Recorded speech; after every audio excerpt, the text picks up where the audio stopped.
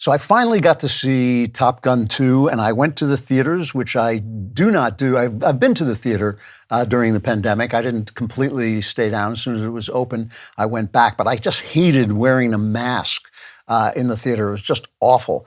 And so I basically stay home. My screen is bigger than the one in the theater. And but I thought, well, you got to see Top Gun in the theater. So I went, and some good things about the experience. It was cheap. The prices seem to have dropped. I get, at this point, I not only get a senior discount, they give me an extra discount if I agree not to die during the course of the movie. So it was inexpensive. There were about, I like to go to the movies in the middle of the day when there's no crowd. So there were only about 8 or 9 people. All of them except me were wearing a mask, which I thought was kind of disturbing. But I noticed that they go through a lot of trouble to sort of bring you back. I mean, they have Nicole Kidman. This is an AMC theater. They have Nicole Kidman doing an ad for AMC. And then before the movie begins, they have Tom Cruise himself coming on and sitting there in a movie theater seat saying, "We're so glad you came back into the theater to see this because we created this immersive experience just for you." And that's kind of what the movie is about, almost more than anything, is giving you the feeling of being in these wonderful jets that are Air Force, or this is the Navy, that the Navy flies. So the movie, just to give a review of it, I thought it was lots and lots of fun. By the end of it, the last 30 minutes, could not have been any more fun. Just really, really exciting. I won't lie, I lost a couple of IQ points watching the film. It's not exactly a brainy, it's not a brain challenging, it's not a brain twisting film. But the thing that struck me about it more than anything, except for the jets, which was so much fun because I'm a flying fan, but the thing that struck me more than anything was that Tom Cruise shows up. It's a film full of cliches. I mean, it's just one cliche after another, really. But he shows up and he plays them like they matter. He plays them like he cares, and he makes the audience cares. And it really is impressive. It's obviously he's this very impressive guy. He does all his stunts, and I've worked with people who've worked with him, and they say he's just a laser focused on the project, and he really pays attention to this. I know a lot of people who've worked with him, and they all say the same thing, that he just is, absolutely tunnel vision, making this a great movie, making a terrific movie for the public. But he just shows up as an actor, which really impresses me. There's a scene with Val Kilmer, who is now very ill. I think he's had throat cancer. He can't speak anymore. Even for that, they used special effects, I think, with his son to get his voice in it. And so there's this scene that basically Cruise is playing by himself with Val Kilmer just sitting there. And it's like one of those scenes that actors win Oscars for because they're talking on the phone, and there's somebody else on the other side of the phone. And again, Cruise does a great job with that. Jennifer Connelly is in it, one of the most beautiful women who has ever been on the screen, and is just as beautiful now, if not more beautiful than she was when she was young. So many of these, I mentioned Nicole Kidman, so many of these actresses get so much plastic surgery. It's like a devil's bargain for about 10 years. You think, oh, wow, she really looks good, and then they just become these plastic Barbie dolls. I mean, Nicole Kidman can barely move her mouth at this point, but Jennifer Connelly is just absolutely gorgeous. The tech in the film is really the star of the movie. They put what you have. Obviously, Cruise can't fly these jets. These are top of the line jets. So what they do is they put him in the back. He's in the back seat, but he's really taking the G's. And the gravity forces that happen when a plane goes straight up. You just all your blood is pulled out of your brain. Your face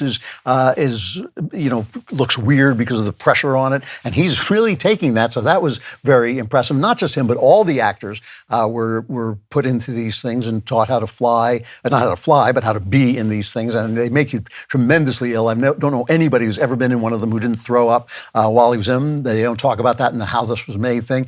But because he wanted it to be an IMAX, they invented IMAX cameras that could be run in the jets. But because the jets are moving the way they move and the altitudes they move at, they couldn't run the IMAX cameras from the ground. So the actors had to actually, while flying around, they had to work their own IMAX camera. So there's a lot of, this Tom Cruise energy that he brings to these films where he makes it about, let's do this job and let's make something that people are going to want to really love to see. And it's going to have that sense of reality to it because we're really doing it. And he really pulls you into that. And it's absolutely fun. I have one cavil, just one little complaint is that, the original film basically was a Cold War film. It was made at the peak of the Reagan years. I think it was 1986. And so it was really America, yay. And I don't think even then, I don't think you knew who they were fighting. But in this, the mission, which is introduced, I'm not giving anything away, it's introduced very early on, is that secret nuclear plants are being built in this impossible place to reach. So it's kind of got a video game kind of aspect in it. You have to somehow get these planes into this impossible place and destroy these nuclear plants that the enemy is allowing to be built. The enemy is having built, and they never name the enemy, and it's very difficult to see where they are because you think of that and you think it's Iran, but the landscape doesn't look like Iran. It looks more like maybe it's Russia or something like this. And I thought they should have just come out and said right away, it's the Democrats, right? Because who else has allowed Iran to build these stupid things that they're going to use, obviously, to kill our friends with?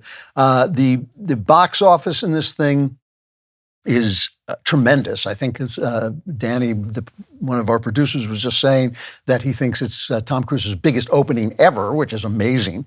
And a lot of people on the right are saying this is great because it shows you that woke films bomb, but films that are not woke succeed. And John Nolte, who always loves rubbing it in, he put out a list. He said, woke West Side Story, flop. Woke Eternals, flop. Woke In the Heights, flop. Woke Wonder Woman 1984, flop. Woke Charlie's Angels, flop. Woke Men in Black International, flop. Woke Birds of Prey, flop. Woke Ghostbusters 3, flop. On and on. Woke Star Wars, Dornell Dead is a film franchise. Nolte never really, he loves to drive it home. But the film is not woke. It does have a girl among the top guns. I'm not saying anything because I know there are women fighter pilots. And by the way, anybody who flies one of these things is a hero in my book, male or female. But I was looking at this girl. She's just this sweet little creature that I didn't think was going to be flying. But that's all right. A little fantasy for everybody. That's fine. It is studiously apolitical, but inherently macho. And inherently pro-American, big American flags in it, doesn't really face any political issues. So what Nolte was saying basically is, yes, it's not woke. That's all. And that's why it's a hit. And it's got the gay beach football scene. The original Top Gun was railed against endlessly for being gay. And somebody put out I remember this famous article where he traces as a gay relationship, I think, between Val Kilmer and Tom Cruise. It was a very funny article at the time, but there's a lot of, women and intellectuals pick on men on very macho scenes as being gay all the time. It's kind of this Freudian afterburner thing, aftertrace thing, but it's really ridiculous. Men do play games and do, push each other around, put their hands on one another without being gay, and it's just really ridiculous. Whenever a film is very macho, they accuse it of being gay. So I don't go for any of that. I don't think any of that is really true. And I also think that if they want women to come in, a couple of scenes of guys running around in bathing suits is not so bad for that. But the big thing, and I've been talking about this on during some interviews, is does this mean that woke is collapsing? That doesn't mean that Hollywood will stop being woke. And the thing about Hollywood is they may stop doing things that don't make them money. If woke doesn't make the money, they may stop doing it, but it's not going to change what they're selling us. So they're selling us leftism. They're selling us wokeism. They're not going to change unless we change them, unless we become a force to compete with them, and that's going to bring them back to the center. But that's the only thing that's going to do it. It's not because of money. People who tell you that Hollywood is only about money, don't know Hollywood because the money system is so complicated now. So what is it about this film that we can cheer about? And one of the things, of course, is that it is a slap in the face to China. The Chinese are unhappy about it. The famous patches, the Taiwan and Japan patch that was on the original trailers for it were taken off when China complained, because they, of course, don't want Taiwan to be recognized as an independent nation, and they're not friendly with Japan. So they were taken off, and they are back on, and a lot of people have celebrated that. But Eric Schwartzel, who used to be the Wall Street Journal, and maybe still, he was the Wall Street Journal's Hollywood reporter. I'm not sure if he still is. He wrote a piece on Barry Weiss's Substack talking about this.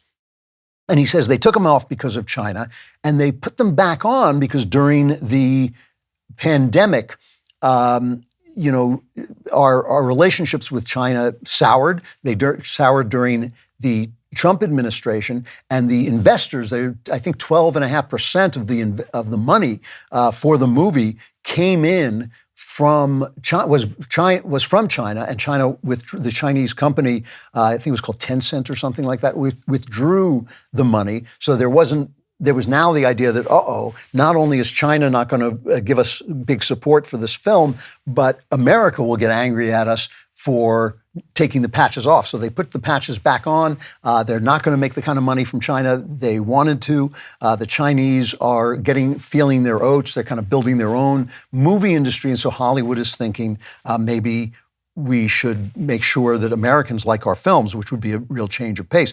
Hollywood, by the way, has always been like this. Don't think this is anything new. When Hitler was on the rise, Joseph Goebbels started a bunch of demonstrations against the film. This is a 1930 film, All Quiet on the Western Front.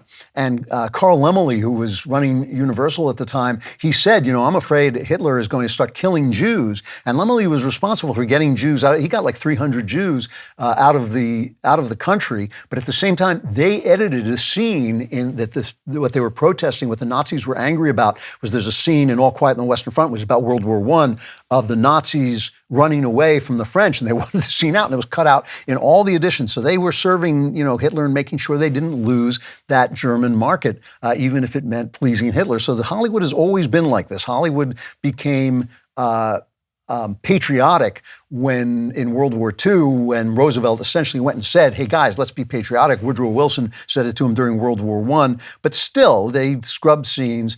They scrubbed scenes for Hitler. They scrubbed scenes for the Chinese.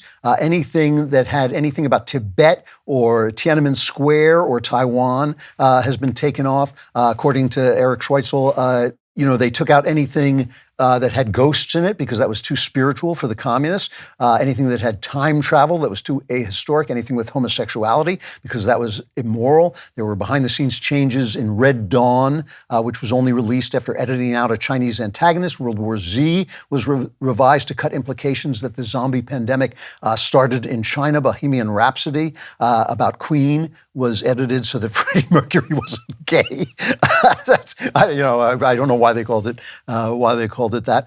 So you're not really seeing the death of woke. What you're seeing is an estrangement between the Chinese and Hollywood markets. That's what you are really seeing.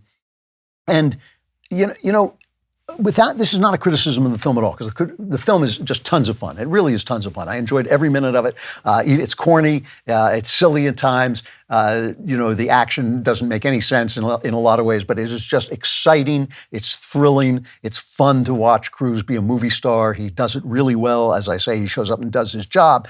But without it being criticism of the film, I just want to reiterate this one thing, that we have to stop eating the scraps from under the left's table on this, I've been talking today about the showbizzing of America. I've been talking about the fact that the left is just really good at this. They're really good at colonizing the imagination, and we are really good at doing realistic stuff. But we've got to start including the arts in our brief. I've been talking about this forever. I'm thrilled the Daily Wire is doing it.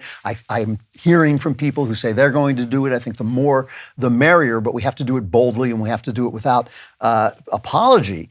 Because they're not apologizing to us, so we shouldn't be apologizing to them. We should be putting forward our conservative principles in art. And, we shouldn't be making propaganda. We should be making art, but there's no reason we can't have, it's all about assumptions. They assume that women need feminism. They assume that blacks are oppressed. They assume that gays are oppressed and that conservatives hate them and all this stuff. We have to make our own assumptions that freedom is better than slavery, that people have the rights to stand up against the government, that the government isn't going to bring the solutions. We have to do it. Anyway, this film, excellent film. A lot of politics went into making it as good as it is. A lot of market ideas went into making it as good as it is. But it is not the dawn of an unwoke era in Hollywood. That is only going to come when they have to compete with us and they have to change and reach the people that they now consider deplorable. If you like this material, and I know you do, subscribe and subscribe to the Andrew Klavan Podcast, wherever you get your podcasts.